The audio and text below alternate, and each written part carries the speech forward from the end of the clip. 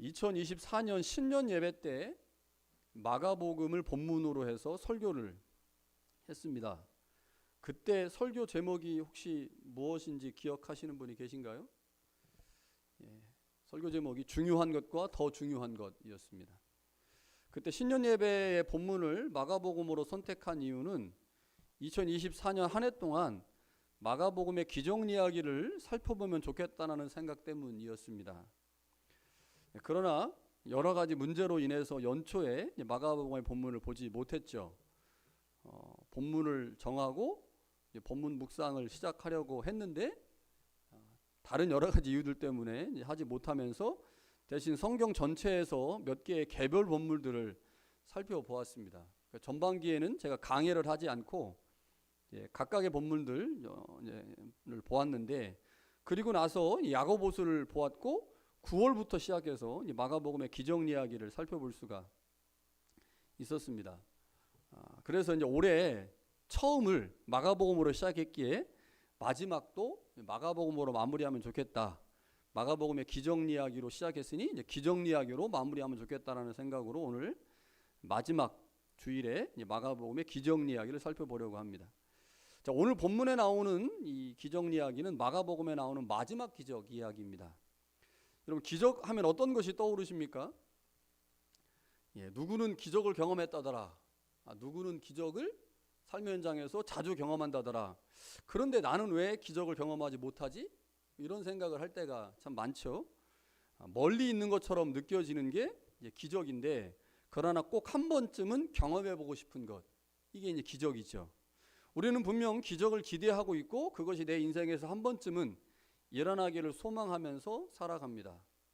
실제로 우리의 간절한 소망을 따라 하나님은 우리의 삶에 기적을 행하시기도 하고 기적과 같은 일을 우리는 하나님으로 인해 경험하기도 하죠. 그런데 성경에 보면 기적이 굉장히 많아요. 예수님이 가시는 곳마다 기적을 일으킵니다. 많은 사람들이 주님을 따르면서 그들의 간절한 소망과 바람을 주님께 말하고 그 바람과 소망을 들으신 주님께서 기적을 일으키시죠. 그런데 예수님이 삶의 현장에서 보이셨던 기적, 그 기적의 양이 상당한데 우리는 기적을 많이 경험하지 못한단 말이죠.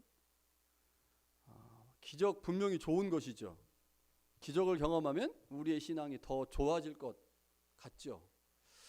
그래서 분명 기적은 긍정적 효과가 많은 것인데 우리는 그렇게 생각을 하고 있는데 왜 하나님은 우리의 삶의 자리에 기적을 그렇게 많이 행하시지 않으실까요? 자, 우리가 마가복음의 기적 이야기를 보고 있지만 마가복음에 많은 기적이 담겨져 있지만 제가 2024년 1월 첫 번째 주 설교에서 말씀드린 것처럼 기적은 순기능도 있지만 그만큼 역기능도 존재합니다. 이 역기능 때문에 이제 마가복음이 기적을 다른 관점에서 봐야 된다라고 이제 기록을 하고 있는데, 예를 들면 이런 거죠. 베드로를 비롯한 제자들은 예수님을 정치적 메시아로 이해했습니다. 요 말이 무슨 말인지 이해되시죠?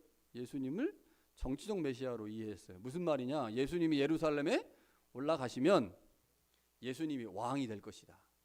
다윗의 후손으로 왕이 될 것이다. 그러면 예수님 덕분에 우리도 좀 권세도 가지고 좀 잘 살아봐야지. 이런 생각을 제자들이 한 거죠. 그런 생각을 가지고 주님의 기적을 보면 주님의 기적을 오해하게 된다는 거죠.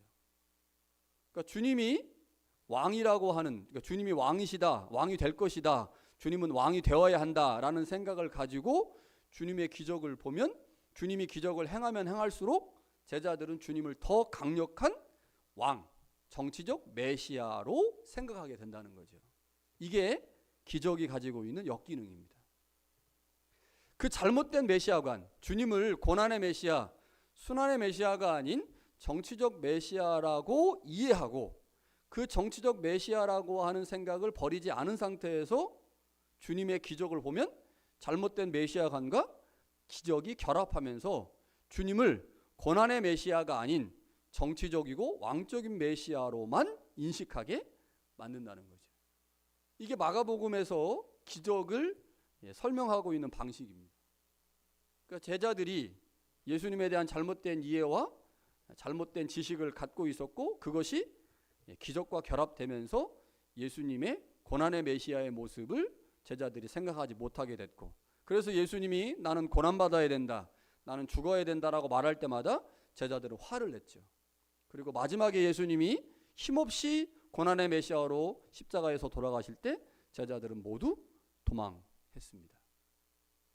이게 이제 기적이 가지고 있는 역기능이죠. 그러니까 기적을 제대로 이해하지 못하면 주님을 오해하게 되고, 그 주님에 대한 잘못된 이해로 말미암아 우리 안에 잘못된 믿음이 강화됩니다. 이게 기적이 가지고 있는 잘못된 기능이죠.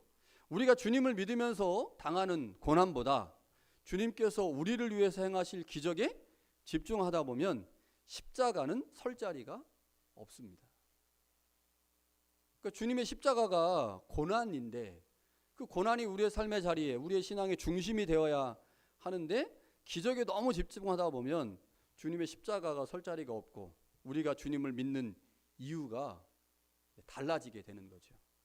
우리가 주님을 믿는 이유가 기적을 경험하기 위한 것이 되면 우리 안에 있는 욕심과 욕망이 더 커지면서 주님의 십자가의 고난은 우리의 삶에 큰 의미가 없는 하찮은 것이 되고 맙니다. 분명 기적은 필요합니다. 그래서 제가 기적은 중요한 것이다 이렇게 말했죠. 기적은 중요한 것이죠. 그러나 더 중요한 것이 있습니다. 중요한 것 붙잡으려고 하다가 더 중요한 것을 놓쳐버릴 수가 있는데, 제자들이 그랬다고 하는 것이 이제 마가복음의 중요한 진술이죠. 자, 오늘 이제 마지막에 나와 있는 이 마가복음의 마지막 기적 이야기를 통해서 오늘 우리에게 중요한 것과 더 중요한 것을 말씀하시는 그 주님의 음성을 다시 한번 되새기고 오늘 본문을 통해서 무엇을 말씀하려고 하는지를 좀 생각해 보려고 합니다. 예수님은 예루살렘으로 가시는 길, 이제 마지막 여행의 종착지인 예루살렘으로 가시기 전에 마지막 동네, 예루살렘 가기 전에 이제 마지막 동네가 여리고인데, 그 여리고라는 동네에 이르렀습니다. 여리고는 아열대 기후로 종려나무가 많이 자라났고, 그래서 많은 사람들이 이 여리고를 종려나무의 성읍이라고 불렀습니다. 도시가 아름다웠기 때문에 일찍이 로마의 안토니우스가 이 도시를 클레오파트라에게 기증을 했고요. 헤롯은 이곳에 겨울 궁전을 건축을 했습니다. 여리고는 사해 북쪽에 위치하고 있는 도시이기 때문에 보통 이제 갈릴리로 여행을 하는 사람, 특별히 이제 순례하는 사람들이 마지막에 들리는 마을이 여리고입니다. 여리고에서 예루살렘까지 대략 한 30km 정도 되기 때문에 하루길이면 갈 수 있어서 예루살렘에 가기 전에 마지막으로 숙박하는 곳이 여리고였습니다. 누가복음 19장에 보면 예수님이 여리고에 이제 오시게 되는데, 그때 누구를 만납니까? 삭개오를 만나죠. 그래서 누가복음에는 이 삭개오를 만났다고 하는 기사를 이제 기록을 해놓고 있죠. 그러나 마가복음은 삭개오 이야기를 기록하지 않습니다. 그리고 예수님께서 여리고에 들어오신 후에 바로 여리고에서 나가신 것처럼 말씀을 합니다. 예수님께서 여리고를 나가실 때 주님과 바디메오가 만나게 되죠. 바디메오가 길가에 앉아 있었어요. 그런데 주님께서 여리고에 오셨다는 소식을 듣고 소리를 지릅니다. 다윗의 자손 예수여, 나를 불쌍히 여기소서. 부르짖음은 맹인이 주님께 가까이 가기 위한 유일한 방편이었죠. 그런데 얼마나 크게 소리를 질렀는지 주위에 있는 사람들이 시끄러워서 이 맹인을 꾸짖습니다. 그러자 맹인은 다시 한번 더 큰 소리로 다윗의 자손이여, 나를 불쌍히 여기소서라고 외칩니다. 바디메오가 주님을 2번이나 다윗의 자손이라고 부르죠.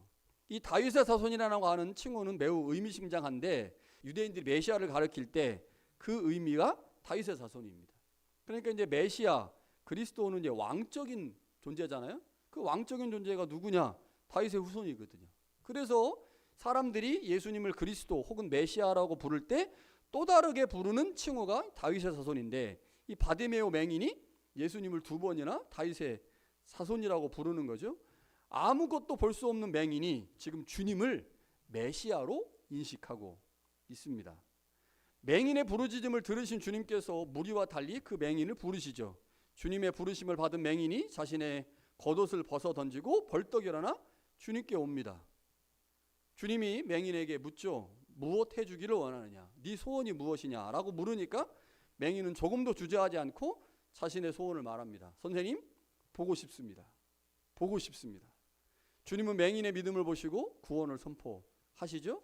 그리고 맹인이 길에서 주님의 제자가 됩니다. 따르니라 이렇게 돼 있어요. 따르니라. 여러분, 맹인만 소원이 있는 것이 아니죠. 우리도 역시 소원이 있습니다. 소원이라고 말할 수도 있고, 우리는 보통 이제 소원을 뭐라고 부르냐면 기도 제목이라고 부르죠. 우리는 기도 제목이라고 불러요. 많은 소원 중 한 가지를 꼽으라고 할 때 선택하는 기준이 필요한데, 그 선택의 첫 번째 기준은 절박함이겠죠. 가장 시급하고 필요한 것이 우리의 소원의 중요한 조건이 될 것입니다. 그러나 아무리 절박하다고 해도 그것이 내가 할 수 있는 일의 범위 안에 있다면 그것은 소원에 해당되기 좀 어려울 것입니다. 절박한데 내가 할 수 없어요. 내 능력 범위를 벗어난 일이야. 이제 그러면 우리는 그것이 이제 소원이 되죠. 그때 우리는 주님께 그 소원을 아뢰입니다. 여러분, 올해도 우리가 소원을 가지고 한 해를 살아갔어요. 저도 올해 1월 1일부터 소원이 하나 있었습니다. 근데 그 소원이 아직 안 이루어졌어요. 내년에는 이루어지기를 정말 소망하고 있는데, 자, 연말이고 새해가 다가오면 우리도 주님께 어떤 소원을 하나 드리게 되는데, 내일 모레 성공이신 예배 오실 때 그 소원을 기도 제목으로 바꾸어서 가져오시면 좋겠습니다. 하나님께서 그 소원, 제 소원도 들어주시고 여러분들의 소원도 좀 들어주시면 좋겠다는 생각이 듭니다. 바디메오 치유를 이 마가복음 안에 있는 제자도와 연결해서 보려고 해요. 그 이유는 바디메오가 치유를 받고 난 후에 이렇게 성경은 표현하거든요. 길에서 따르니라. 길에서 예수를 따르니라. 이 말은 바디메오가 제자가 됐다는 거거든요. 그런데 우리가 지금 마가복음 전체를 쭉 살펴보면 마가복음이 제자들에 관해서 여러 가지를 말하고 있는데 제자들을 상당히 부정적 관점에서 언급을 하거든요. 그런데 눈이 멀었고 거지였던 바디메오가 예수님이 예루살렘으로 돌아가시는 그 현장에서 구원을 받고 난 후에 주님의 제자로 주님이 가시는 그 길을 따랐거든요. 그래서 이 바디메오 치유 사건이 마가복음 안에 있는 제자도와 어떻게 연결되는지, 이것이 우리한테 굉장히 중요할 수 있습니다. 자, 마가복음 안에는 예수님의 제자 훈련의 내용이 아주 가득합니다. 자, 대략적으로 보면 1장부터 8장에 주님은 1장과 2장의 제자들을 부르세요. 첫 번째는 4명의 제자를 부르고, 그 다음에 레위라고 하는 마태를 한 명 더 2장에 부르시죠. 그리고 3장에 가보니까 그 제자들을 세우십니다. 제자로 세우세요. 그리고 4장과 5장에 훈련하시고 6장에 보니까 파송합니다. 그러니까 주님은 제자들을 항상 데리고 다니시면서 가시는 곳마다 기적을 행하셨고, 그 기적을 통해 제자들을 가르치셨어요. 어떤 곳에서는 비유를 통해서도 가르치셨습니다. 그렇게 제자들을 부르시고 세우시고 훈련하시고 파송을 했는데, 마가복음에 보니까 제자들은 여전히 무지하다, 여전히 마음이 둔하다, 여전히 두려워한다, 여전히 믿음이 없다 라는 내용이 굉장히 많아요. 마가복음에. 그러니까 예수님이 굉장히 수고하시고 애를 쓰시는데 그 수고와 애씀이 헛수고가 되는 것처럼 보이는 표현들이 본문에 등장을 한다는 거죠. 자, 마가복음의 첫 번째 단락 1장부터 8장, 좀 더 자세히 말하면 1장 14절부터 8장 26절은 제자들이 주님의 수고와 비례해서 그들의 믿음이 성장하지 못하고, 주님은 수고하시는데 제자들의 믿음은 향상되지 못하는, 뭔가 문제가 있는 모습이 계속 나온단 말이에요. 자, 그런데 이 단락 첫 번째 1장부터 8장까지의 마지막에 나오는 이야기가 뭐냐면 맹인 치유 사건입니다. 자, 이거 무엇을 의미하냐면 첫 번째 단락, 마가복음의 첫 번째 단락인 1장부터 8장까지를 제자도의 관점에서 보면 제자들이 주님의 애씀과 수고와 노력에도 불구하고 여전히 제자들은 영적인 맹인의 상태와 같다라고 하는 것을 상징적으로 보여주는 겁니다. 이 제자도 관점에서 보면 그래요. 자, 1차 훈련을 주님께서 끝내셨습니다. 그러나 주님의 기대만큼 제자들이 성장하지 못했죠. 그래서 주님께서 이제 다시 훈련을 시작합니다. 그 훈련이 마가복음의 두 번째 단락이에요. 자, 8장 27절부터 10장 52절. 이 두 번째 단락의 마지막이 뭐예요? 바디메오 치유 사건입니다. 자, 두 번째 단락의 마지막도 결국 뭐로 나와 있어요? 맹인 사건이에요. 맹인 치유 사건. 이상하죠? 자, 첫 번째 단락의 마지막도 맹인 치유 사건이고 두 번째 단락의 마지막도 역시 맹인 치유 사건입니다. 자, 그런데 이 두 번째 단락이 더 중요합니다. 왜냐하면 첫 번째 단락에는 제자들에 관한 이야기가 많이 등장을 하지만 다양한 기적과 가르침 속에서 제자도의 말씀이 부분으로 나오고 있다면 이 단락 예루살렘으로 올라가시는 8장 27절부터 10장 52절까지는 예루살렘을 향해 올라가는 길에서 주님이 본격적으로 제자들을 가르치시고 훈련하시는 단락입니다. 그래서 이 단락이 굉장히 중요한데 이 단락 8장부터 10장까지 나온 이 단락에 자주 반복되는 단어가 길이라는 단어입니다. 그리고 따르다라는 단어예요. 이 길과 따르다라는 단어가 어디에 나와요? 뱅인 바디메오가 주님으로부터 구원을 받고 난 후에 길에서 주님을 따르니라. 이 두 단어가 이 단락의 매우 중요한 핵심 단어라는 거죠. 자, 우리가 주목해 보아야 할 점은 첫 번째 단락과 두 번째 단락 모두 마지막 이야기가 맹인 치유 사건이라는 겁니다. 자, 마가복음 전체의 구조를 통해서 보면 맹인 치유 이야기는 그것 자체로도 그 기적 자체로도 매우 중요성을 갖지만 이것이 제자도와 연결되면서 제자들의 영적 상태를 보여주는 비유적 요소를 가지고 있다고 하는 거죠. 그러니까 주님이 지금 제자들을 끊임없이 가르치시면서 제자들을 어떻게 진단하고 계신 거예요? 제자들을 영적 맹인의 상태로 진단하고 계신 겁니다. 영적 맹인의 상태로. 주님과 함께 십자가의 길을 걸으면서도 여전히 주님이 어떤 분이신지 자신들이 걷고 있는 그 길이 무엇을 의미하는지 모르는 제자들은 영적인 맹인과 같습니다. 맹인 바디메오는 제자들의 현재 상태를 보여주는 중요한 상징이고 그를 치유하심으로 주님은 제자들의 영적 맹인 상태가 치유되어야 함을 제자들에게 보여주신 거죠. 제자들에게만 보여주신 걸까요? 아니요, 오늘 우리들에게 보여주시는 겁니다. 주님을 부지런히 따르고 있다고 하는데 주님을 믿고 있다고 하는데 여전히 우리에게 부족한 것이 있다면 그것은 우리의 눈이 아직 안 떠진 거죠. 우리의 눈이 떠지지 않아서 주님이 어떤 분인지를 모르는 겁니다. 우리의 눈이 아직 떠지지 않아서 교회가 어떤 일을 해야 되는지를 모르는 거죠. 우리의 눈이 아직 떠지지 않아서 내가 맡고 있는 이 직분이 어떤 직분인지를 잘 이해하지 못하는 겁니다. 이렇게 영적인 맹인 상태에 있는 우리들을 주님께서 다시 새로운 하나님의 사람들로 세우시기 위해요.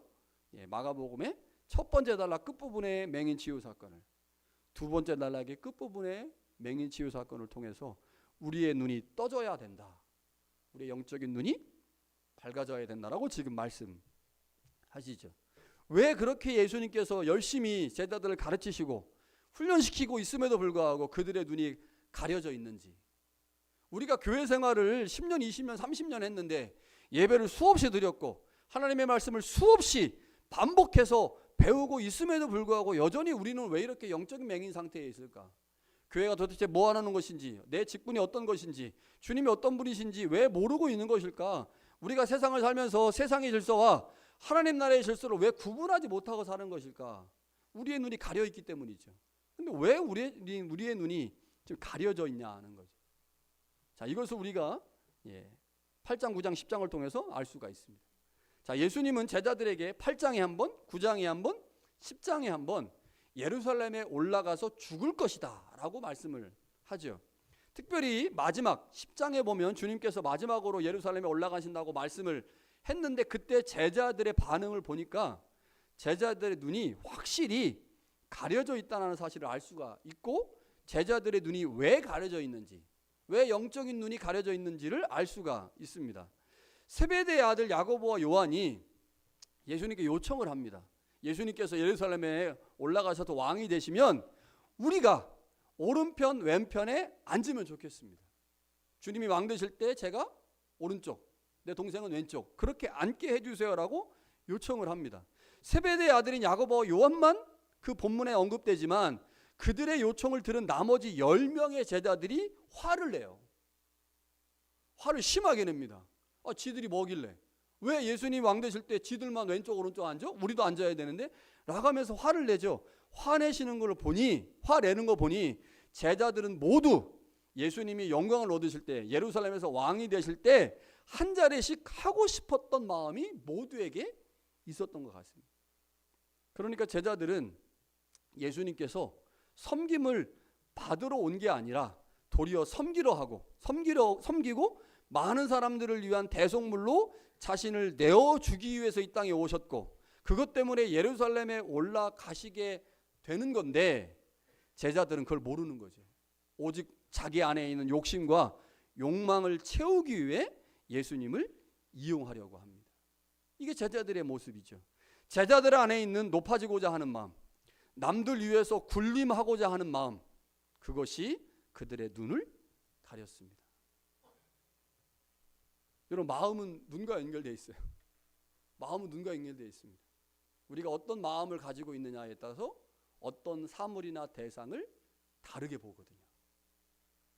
제가 누군가를 향해서 좋은 마음을 갖고 있잖아요. 그러면 그 사람이 이쁜 것만 보여요.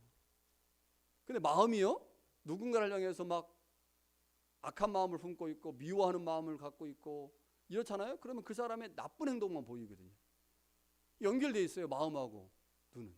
근데 우리 마음 안에 높아지고자 하는 마음, 누구 위해서 군림하고자 하는 마음이 가득하면 우리의 눈이 정상 작동을 못하죠. 그럼 제자들이 지금 그런 겁니다. 그들의 마음 가운데 악한 것이 가득하니 그들의 눈이 제대로 된 걸 볼 수가 없죠. 제자들은 예수님이라고 하는 배경을 이용해서 높은 자리에 올라가고 싶어 합니다.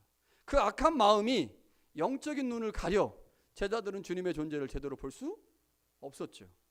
예수님의 정체에 대한 이해가 없으니 예수님이 무슨 이유 때문에 예루살렘에 가고 있는지를 모르고 있습니다. 그들은 단지 예수님의 영광만을 생각하면서 따르고 있을 뿐이죠. 이 문제가 해결되지 않고는 결코 주님을 볼 수가 없습니다. 자, 그런데 지금 제자들의 이 절망적인 상황, 그 상황에도 불구하고 주님은 아직도 그들을 향한 희망을 갖고 있다고 하는 거죠. 이게 복음 아닙니까? 우리는 여러분 올해 한 해를 쭉 한번 생각해 보세요. 어떻게 삶을 살았는지, 하나님의 나라를 위해서, 교회를 위해서, 타인을 위해서 헌신하고 봉사하고 충성하며 살았는지, 하나님의 말씀을 삶의 현장에서 실천하며 살았는지. 그러니까 생각해 보면 그냥 부족한 거 투성이잖아요. 그래서 우리 스스로를 생각할 때, 야, 내가 이거밖에 안 되는구나 라고 하면서 좌절하거나 낙심이 될 수도 있습니다. 그러니까 제자들의 상태와 우리의 상태가 별반 다르지 않죠. 그런데 그 제자들을 향해, 그 절망적인 상황에 놓여 있는 제자들을 향해 주님은 여전히 소망을 갖고 계시다고 하는 거죠.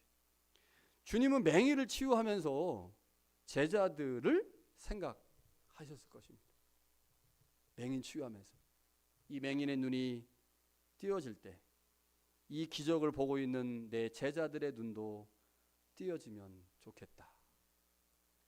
주님이 맹인을 불쌍히 여기실 때 주님의 눈에는 3년 동안 함께 지낸 제자들의 모습이 떠올랐을 것입니다. 예수님이 맹인의 눈을 고치시는 기적을 베푸실 때 그 기적을 본 제자들의 눈이 열려지기를 주님은 간절히 소망하셨죠. 주님은 맹인의 눈이 치유되어 주님을 따른 것처럼 제자들의 영적인 눈이 치유되어 주님을 바르게 보고 십자가의 길을 따르기를 간절히 바라고 계셨습니다. 예수님의 관점에서 볼 때 맹인 치유는 아직도 영광의 자리에 눈이 멀어 있는 제자들의 눈을 뜨게 함으로 그들의 제자됨의 의미와 그들이 가고 있는 길이 어떤 것인지를 알게 하려는 예수님의 의도가 담겨 있는 기적이죠. 그러니까 단순한 기적이 아닙니다. 단순한 기적이 아니에요. 오늘 우리의 모습은 어떻습니까? 혹시 제자들의 모습과 같지는 않습니까? 우리도 역시 제자들처럼 영적인 눈이 닫혀 주님의 존재를 제대로 보지 못하고 있지는 않습니까?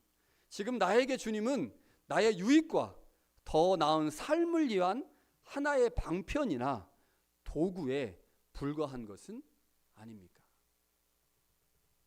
그래서 교회 봉사를 나의 삶에 더 나은 방편과 도구가 되면 하고, 그렇지 않으면 안 하고. 그렇지는 않은지. 사실 우리의 모습과 제자들의 모습에 큰 차이가 없죠. 제자들을 보면 우리를 보는 것 같습니다. 답답하기도 하죠. 그래서 낙심되기도 하고 실망감이 몰려오기도 합니다. 그럼에도 불구하고 우리에게 소망이 있음은 주님께서 우리의 그런 부족한 모습을 이미 알고 계시다라고 하는 겁니다. 이미 알고 계시다. 그러나 알고 있음에도 불구하고 우리를 향한 소망의 끈을 놓지 않고 여전히 사랑하고 계시다라고 하는 거죠. 제자들처럼 우리에게도 소망이 있습니다. 그 소망은 오직 주님 덕분입니다. 여러분, 우리의 삶에는 중요한 것이 있고 더 중요한 것이 있습니다. 우리는 올해 어떤 것을 추구하며 살았습니까? 중요한 것과 더 중요한 것 중에서 어떤 것을 선택했습니까? 우리가 이 땅에서 번영을 누리고 물질적인 풍요를 누리고 평안과 안락의 삶을 사는 것은 매우 중요합니다. 매우 중요해요. 그러나 그것이 우리의 영적인 눈을 어둡게 함으로 예수님이 누구인지, 예수님이 나에게 어떤 분인지를 알지 못하게 만든다면 우리에게 있는 중요한 것이 보다 더 중요한 것을 빼앗아 갈 수 있음을 기억해야 합니다. 중요한 것 잡느라 더 중요한 걸 놓치면 안 되잖아요. 여러분, 그래서 이 땅을 살아가면서 그리스도인들에게 가장 중요한 용기는 더 중요한 것을 위해 중요한 것을 잠시 보류하는 것. 이것이 용기입니다. 더 중요한 것을 위해. 여러분, 더 중요한 것을 선택할 수 있는 용기, 그것을 내 중심에 놓을 수 있는 진정한 용기가 우리 모두 가운데 있기를 간절히 축원합니다.